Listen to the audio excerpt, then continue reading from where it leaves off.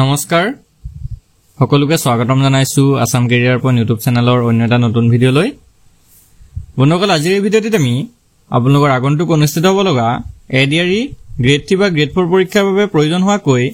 30টা অতিকৈ গুৰুত্বপূৰ্ণ প্ৰশ্ন আলোচনা কৰিবলৈ ওলাইছো এই প্ৰশ্নকেইটা বিশেষকৈ আপোনালোকৰ 15 তাৰিখে অনুষ্ঠিত হ'ব লগা এডিআৰই গ্ৰেড 3 পৰীক্ষাৰ বাবে অতিকৈ গুৰুত্বপূৰ্ণ হ'ব পাৰে সেয়ে আপোনালোকে ভিডিঅ'টো শেষলৈকে ভালদৰে চাই থাকক আৰু আপোনালোকে এই প্ৰশ্নকেইটাৰ ভিতৰত কিমানটা প্ৰশ্ন কৰিব পাৰিছে আমাক কমেন্টত জনাই দিব আজি ভিডিঅ'ৰ প্ৰথম প্ৰশ্নটো হৈছে which continent is represented by the green ring depicted on the Olympic flag অৰ্থাৎ অলিম্পিকৰ পতাকাত চিহ্নিত হেউজিয়া আঙঠিটোৱে কোনখন মহাদেশক প্ৰতিনিধিত্ব কৰে তো বন্ধুসকল ইয়াৰ ৰাইট আনসাৰটো হ'ব অপচন এ ইউৰোপ হেউজিয়া আঙঠিটোৱে ইউৰোপ মহাদেশক প্ৰতিনিধিত্ব কৰে তো আমি আগতে পঢ়িছিলো আমি আগৰ ভিডিঅ'সমূহত আলোচনা কৰিছিলো যে অলিম্পিকৰ পতাকাত 5টা আঙঠি থাকে আৰু 5টা আঙঠিয়ে 5খন মহাদেশক প্ৰতিনিধিত্ব কৰে এতিয়া আমি পালো যে এইমাত্ৰ পালো যে হেউজিয়া আঙঠিটোৱে কাক প্ৰতিনিধিত্ব কৰে ইউৰোপক প্ৰতিনিধিত্ব কৰে নীলা ৰঙৰ আঙঠিটোৱে মনত ৰাখি থব নীলা ৰঙৰ আঙঠিটোৱে ওচেনিয়া মহাদেশক প্ৰতিনিধিত্ব কৰে আৰু কলা আঙঠিটোৱে আফ্ৰিকা মহাদেশক প্ৰতিনিধিত্ব কৰে ৰঙাটোৱে আমেৰিকাক প্ৰতিনিধিত্ব কৰে আৰু হালধীয়াটোৱে এছিয়া মহাদেশক প্ৰতিনিধিত্ব কৰে তো গুটেকিটা ইম্পৰ্টেন্ট হয় আপোনালোকে মনত ৰাখি যাব নেক্সট কোৱেশ্চনটো হৈছে which is the capital of Colombia Colombia দেশৰ ৰাজধানীখনৰ নাম কি উত্তৰটো হ'ব অপচন এ বগোটা হৈছে কলম্বিয়াৰ ৰাজধানী নেক্সট কোৱেশ্চনটো হৈছে what is the name of the currency of Malaysia মালয়েছিয়াৰ মুদ্ৰাৰ নাম কি বন্ধুসকল ইয়াৰ ৰাইট আনসাৰটো হ'ব অপচন ডি ৰিংগিত হৈছে মালয়েছিয়াৰ মুদ্ৰা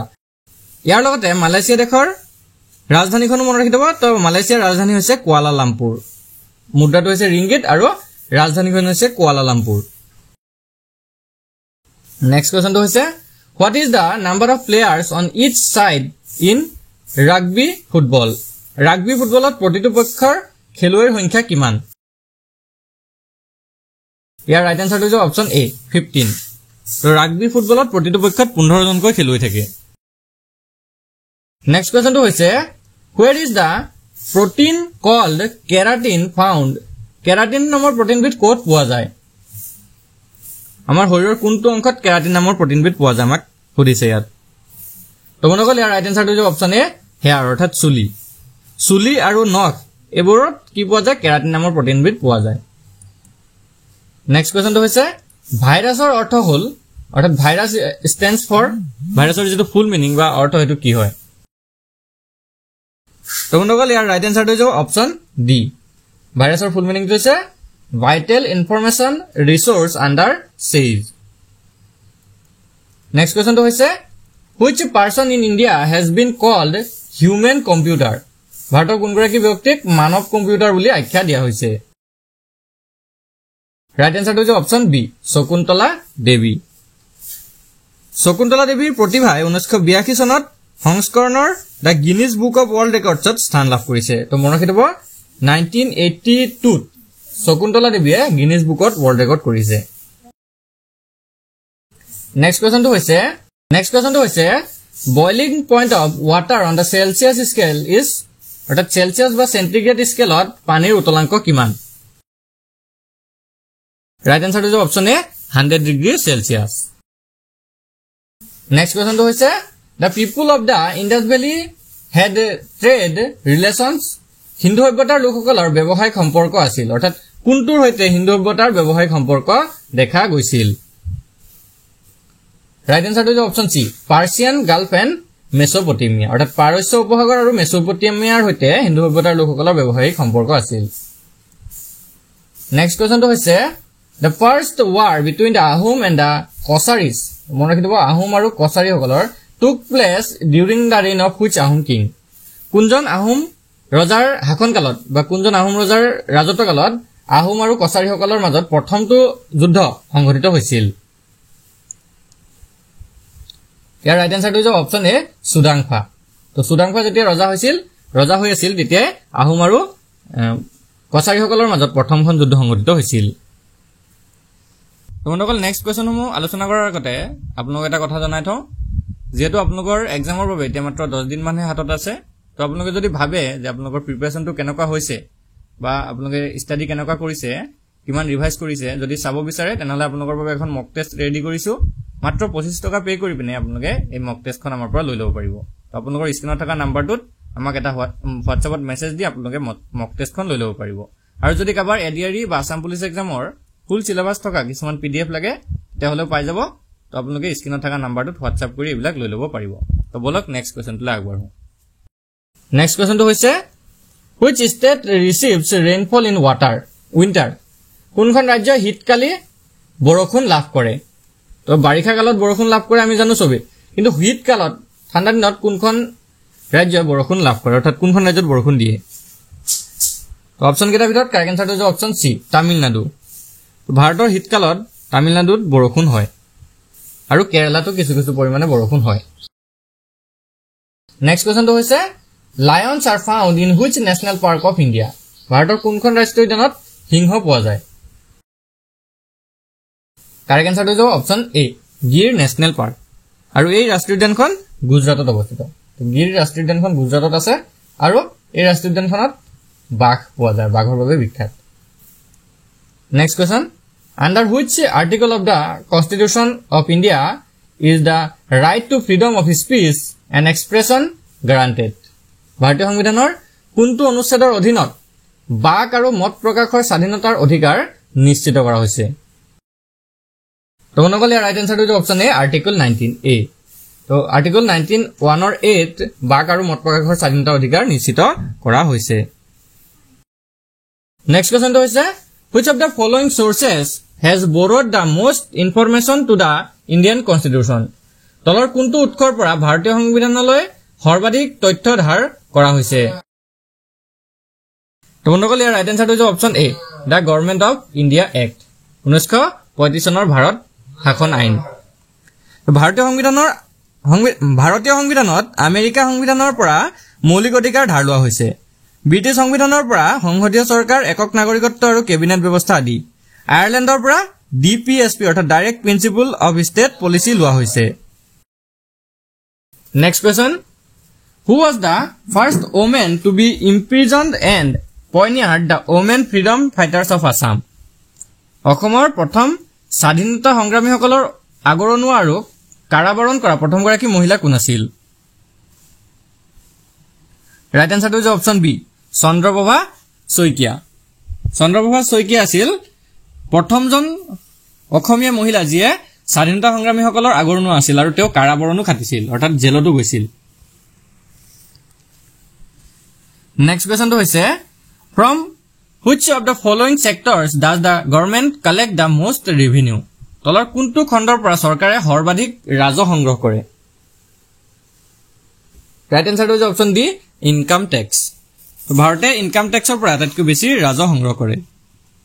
আৰু ভাৰত চৰকাৰৰ ৰাজহ প্ৰধান উৎসটো হ'ল জিএছটি আৰু ইনকাম টেক্স জিএছটি মানে হৈছে goods and services tax next কুৱেশ্যনটো হৈছে when was the Jawaharlal Nehru Rozgar Yojana launched Jawaharlal ৰোজগাৰ যোজনা কেতিয়া শুভাৰম্ভ কৰা হয় ৰাইট এনসাৰটো হৈছে অপচন সি 1989 চনত 1989 চনৰ 13 এপ্ৰিলত মনত ৰাখিব 1989 চনৰ 13 এপ্ৰিলত জৱাহৰলাল ৰোজগাৰ যোজনাটো আৰম্ভ হৈছিল next question which is the longest tributary of the Brahmaputra river অৰ্থাৎ ব্ৰহ্মপুত্ৰ নদীৰ আটাইতকৈ দীঘল উপনৈ কোনখন উত্তৰটো হৈছে অপচন ডি সুবনশিৰি বন্ধুসকল সুবনশিৰি হৈছে ব্ৰহ্মপুত্ৰ নদীৰ আটাইতকৈ দীঘল উপনৈ next question which of the following is the fourth bridge built over the Brahmaputra তলৰ কোনখন ব্ৰহ্মপুত্ৰৰ ওপৰত নিৰ্মিত চতুৰ্থখন দলং চাওক চতুৰ্থখন দিছে আমাক 4 নম্বৰখন দলং ইয়াৰ ৰাইট এনসাৰটো হৈছে অপচন সি বগীবিল বন্ধুসকল এই দলংখনৰ দৈৰ্ঘ্য হৈছে 4.98 কিলোমিটাৰ 4.98 কিলোমিটাৰ হৈছে বগীবিল দলংখনৰ দৈৰ্ঘ্য নেক্সট কুৱেশ্যনটো হৈছে The theme of the fundamental rights in the Constitution of India is borrowed from which of the following constitutions? ভাৰতীয় সংবিধানৰ মৌলিক অধিকাৰ বিষয়টো তলৰ কোনখন সংবিধানৰ পৰা ধাৰ কৰা হৈছে তো আমি পাই আহিছিলো অপচন ডি টো হৈ যাব শুদ্ধ উত্তৰ constitution of the United states অৰ্থাৎ আমেৰিকাৰ সংবিধানৰ পৰা ধাৰ লৈ লোৱা হৈছে তো ভাৰতীয় সংবিধানত তৃতীয় খণ্ডত পাৰ্ট 3 মনত ৰাখিব ভাৰতীয় সংবিধানৰ পাৰ্ট 3 12 ৰ পৰা 35 নং অনুচ্ছেদত মৌলিক অধিকাৰসমূহ অন্তৰ্ভুক্ত কৰা আছে নেক্সট কোৱেশ্চনটো হৈছে which of the following disease is airborne disease অৰ্থাৎ তলৰ কোনবিধ বায়ুৰ জৰিয়তে সংক্ৰমিত হোৱা ৰোগ হয় ইয়াৰ ৰাইট আনসাৰটো হৈছে অপচন এ ইনফ্লুৱেঞ্জা মনগল ইনফ্লুৱেঞ্জা যাক আমি ফ্লু বুলিও কওঁ অকল ফ্লু বুলিও কেতিয়াবা কোৱা হয় ইনফ্লুৱেঞ্জা বুলি কয় তো এই ইনফ্লুৱেঞ্জা ৰোগবিধ ভাইৰাছৰ দ্বাৰা শ্বাস প্ৰশ্বাসজনিত এবিধ ৰোগ হয় শ্বাস প্ৰশ্বাসৰ জৰিয়তে বায়ুৰ জৰিয়তে কি হয় বেমাৰবিধ বিয়পি যাব পাৰে নেক্সট কোৱেশ্চনটো হৈছে where photosynthesis process is held অৰ্থাৎ হালু সংশ্লেষণ ক'ত সংঘটিত হয় ইয়াৰ ৰাইট আনসাৰটো হৈছে option D green leaf of plant অৰ্থাৎ উদ্ভিদৰ সেউজীয়া পাতত হালু সংশ্লেষণ সংঘটিত হয় নেক্সট কোৱেশ্চনটো হৈছে what is the name of the strait where Adams Bridge is situated অৰ্থাৎ আদামছ ব্ৰিজ বা আদামৰ হেতু থকা প্ৰণালীটোৰ নাম কি ৰাইট আনসাৰটো হৈছে অপচন সি পাক ষ্টেট অৰ্থাৎ পক প্ৰণালী next question which of the following gas does not affect ozone layer তলৰ দিয়া কোনবিধ গেছে ওজন বিনষ্ট নকৰে মনগল ইয়াৰ ৰাইট আনসাৰটো হৈছে অপচন ডি হাইড্ৰোজেন হাইড্ৰোজেন গেছে ওজনক বিনষ্ট নকৰে নেক্সট কোৱেশ্চনটো হৈছে what is the unit used to measure noise pollution কি এককৰ দ্বাৰা শব্দ প্ৰদূষণ জোখা হয় ইয়াৰ ৰাইট আনসাৰটো হৈছে অপচন সি ডেসিবল ডেসিবল এককৰ দ্বাৰাই শব্দ প্ৰদূষণ জোখা হয় নেক্সট কোৱেশ্চনটো হৈছে branches of which tree appear on the United Nations flag ৰাষ্ট্ৰসংঘৰ পতাকাখনত কোনজোপা গছৰ ডাল দেখা যায় শুদ্ধটো হৈছে অপচন বি অলিভ অৰ্থাৎ জলফাই গছৰ ডাল দেখা যায় next question from which date Jammu Kashmir and Ladakh recognized as union territories of India কোন তাৰিখৰ পৰা জম্মু কাশ্মীৰ আৰু লাডাখে ভাৰতৰ কেন্দ্ৰীয় শাসিত অঞ্চল হিচাপে মৰ্যাদা পাইছিল ৰাইট আনসাৰটো হৈছে অপচন ডি 31 অক্টোবৰ 2019 অৰ্থাৎ 2019 চনৰ 31 অক্টোবৰৰ পৰা জম্মু কাশ্মীৰ আৰু লাডাখে কেন্দ্ৰীয় শাসিত অঞ্চল হিচাপে মৰ্যাদা লাভ কৰিছিল নেক্সট কোৱেশ্চনটো হৈছে in the national flag which color is used in the wheel ৰাষ্ট্ৰীয় পতাকাত অশোক চক্ৰত কোনটো ৰং ব্যৱহাৰ কৰা হয় তোনগল আমি সকলোৱে জানো ইয়াৰ শুদ্ধটো হৈছে অপচন বি নেভি ব্লু অৰ্থাৎ গাঢ় নীলা ৰংটো ব্যৱহাৰ কৰা হয় আজি ভিডিঅ'ৰ শেষৰ প্ৰশ্নটো আগবঢ়িম কি দিছে হু পইনিয়াৰ দা প্ৰগ্ৰাম অফ দা সৰ্ব শিক্ষা অভিযান সৰ্বশিক্ষা অভিযান কাৰ্যসূচীৰ অগ্ৰদূত কোন আছিল তো ইয়াৰে শুদ্ধটো হৈছে option C A B Vajpayee অৰ্থাৎ অটল বিহাৰী বাজপেয়ী সৰ্বশিক্ষা অভিযানৰ কাৰ্যসূচীৰ অগ্ৰদূত আছিল অটল বিহাৰী বাজপেয়ী তো বন্ধুসকল আজি ভিডিঅ'টো যদি আপোনালোকৰ বাবে ইনফৰমেটিভ হয় তো ভিডিঅ'টো এটা লাইক কৰি দিব আৰু এই 30টা কোৱেশ্চনৰ ভিতৰত আপোনালোকে কিমান স্ক'ৰ কৰিব পাৰিলে বা কিমানটা শুদ্ধ কৰিব পাৰিলে কমেণ্টত জনাই দিয়ক ধন্যবাদ